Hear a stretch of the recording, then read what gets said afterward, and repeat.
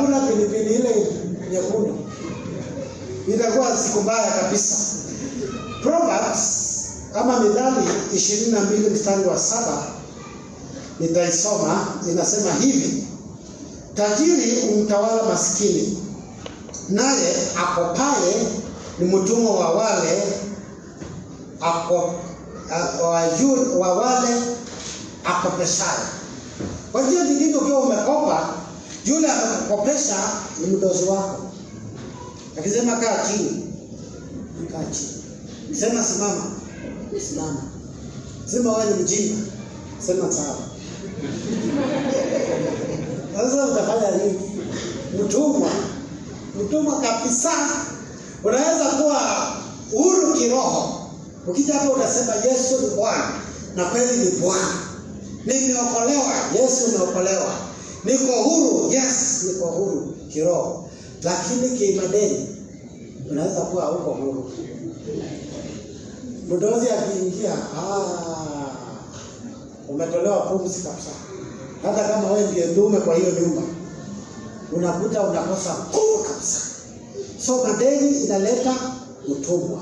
Twende kwa hiyo ingine. Hii madeni pia inaleta intense psychological stress. Inaleta msukumo ndani ya maisha ya mtu. Unaona mtu vile amelala na stress. Sio kama umesikia watu wakisema usiniletee stress. Usiniletee stress.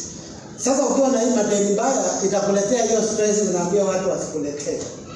Unakuta tu unakaa mtu amesukumwa kabisa, msukumo, stress. Bwana siwe sana. Ile madeni mbaya, ile ambayo inafika wakati wa kulipa hauna hela. Inafika wakati mwingine wa kulipa hauna hela. Umeingia kwa stress, upende usipende. Ndio unakuta saa nyingine watu wanakuja kanisa na wanalia, unafikiria ni kuabudu, wanaabudu. Kwa wanatoa stress. Wamesukumwa. Lakini ninakuombea Mungu atutoe hapa. Naona mzungu vile amestressiwa mpaka kazi imemshinda kwa sababu ya madeni. Number 3, anxiety and depression. Sasa ukisikia mtu ameingia mpaka depression, ni kama vile tu inaitwa depression, ni kama kuingia kwa shimo. Unakuta huyo mtu kama akili imepotea. Yuko lakini hayuko. Ajielewi, ashikanishi. Madeni inaanza kukupeleka hapo kwa depression. Lakini sema nimeikataa katika jina la Yesu. Nimeikataa in Jesus name. Hatutafika hapo. Mungu ni Mungu na atatupigania. Hakuna depression, hakuna stress. Mungu atatusaidia. Number 4. Nambari ya 4. Yes, strained relationships. Wakati umekopeshwa pesa na mtu na hujaweza kulipa, usifikirie mkikutana mtakuwa mnacheka, mnacheka kabisa, mnapigana high five. Itakuwa hivyo. Unakuta sasa hamna amani. Unakuta hataki story yako sana, yeye anataka mambo ya pesa. Akikoja anaweka. Anasema mimi siongei na mtu. Lakini kulikuwa marafiki. Strained relationship. Hata kuna watu wamewahi kuacha kanisa kwa sababu ya kudaiwa. Anakuta kuna pesa ya Timothy, kuna pesa ya mkoa, kuna pesa ya Sister Elizabeth, kuna pesa ya Vincent. Nasema ndio la kitawa. Siendi kwa hiyo kanisa. Na anaweza peana kizuizi yoyote, aseme huko hakuna roho siku hizi. Kumbe anaogopa kudaiwa. Anaogopa kukutana na watu wamwambie lipa. Naomba Mungu asifikishe yote hapo. Ndio at least tukikuja kanisani na tuinue mikono, tuko na uhuru. Ndio nikiwa na pesa ya Timothy na imekuwa hiyo hali. Hata nikiwa hapa na kainua mikono nasikia Timothy ananiangalia. ninasikia hapana, wewe teremsha hiyo mikono. Hauko na hiyo uhuru sana, kwa sababu mambo si mzuri. Strained relationships. Kuta watu sasa wanatukanana kwa sababu kuna mtu alipewa pesa lakini ameshindwa kulipa. Number 5. Social isolation. Kujitenga. Kuta mtu anakaanga kwa nyumba. Sasa kuna pesa ya mtu ya sukuma, na huyu mtu wa sukuma akatoa mponji. Ako na pesa ya mtu wa kioski. Sasa hawezi pita hiyo njia. Ako na pesa ya watu wa kanisani, so Sunday ya hutamuona. Ako na pesa ya watu wa chama, ataacha kwenda chama. Ako na pesa ya watu mahali mbalimbali, so anafika mahali anaamua kujifungia kwa nyumba, na anaambia watoto, mtu yeyote akijiuliza, mseme nilienda ushago last week. Na watoto mtu akikuja anasema mama ako ndani ya nyumba lakini ametuambia tuambie alienda ushago last week. Sasa hiyo ni huruma anakuambia. Hata ukiomba unasikia huna breakthrough kwa sababu unajua umedanganya. Sio? Alright. La mwisho, kunaangalia madhara ya madeni mbaya.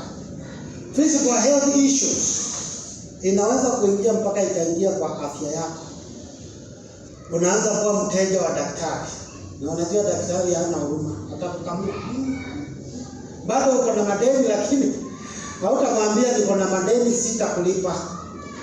Yeye anakuambia hii kulingana na hii. Lakini hiyo tunakataa katika jina la Yesu. Tunakataa kufikishwa hapo. In Jesus name. Iso hiyo madeni mbaya, naomba tuache kabisa. Kabisa. Hii ndio mbaya zaidi. Afadhali hata ile madeni ambayo unaweza kuservice, unaweza lipa vizuri, hiyo iko afadhali sana by far. Lakini hii ambayo una uwezo wa kulipa, itakufanya uzeeke mapema. Itafanya ufike mbinguni kabla ya wakati. Umekaa vizuri, Bwana siwe. Right. Tuangalie jinsi ya kutoka kwa madeni. How to get out of debt. Yeah, how to get out of debt. Number 1, list your debts. Weka orodha ya madeni yako. Sasa tunaongea kuhusu kumalizana na madeni kabisa. Andika kabisa, useme niko na Motiso 200,000. Niko na Karanja kiasi hiki. Ya Otieno kiwango hiki. Uandike pahali. Andika tu pahali. Hiyo kuandika inaonyesha uko na imani ya kulipa. Na Mungu naye ataanza kukuwezesha kulipa. Bila alisaidia huyo mjane, hata na wewe atakusaidia.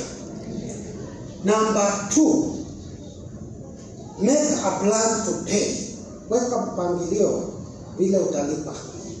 Sema labda mwisho wa mwezi utamalizana na fulani, hiyo mwezi mwingine utamalizana na huyu.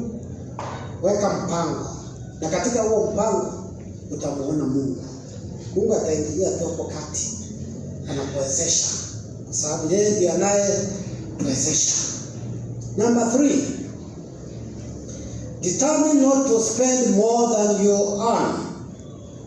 Kusudia kwa moyo wako kwamba hautatumia pesa nyingi kuliko mapato yako. Kuna watu wanatumia pesa kwa njia nyingi, hata zingine sio muhimu sana. Alafu baada ya muda mfupi unakuta hawana pesa.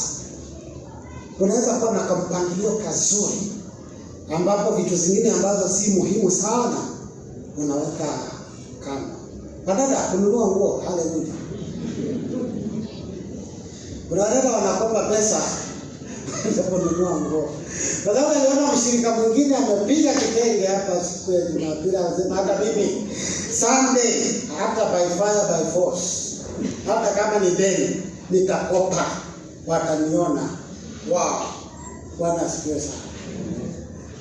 Hiyo unaweza kuacha mpaka siku ile utakuwa na pesa.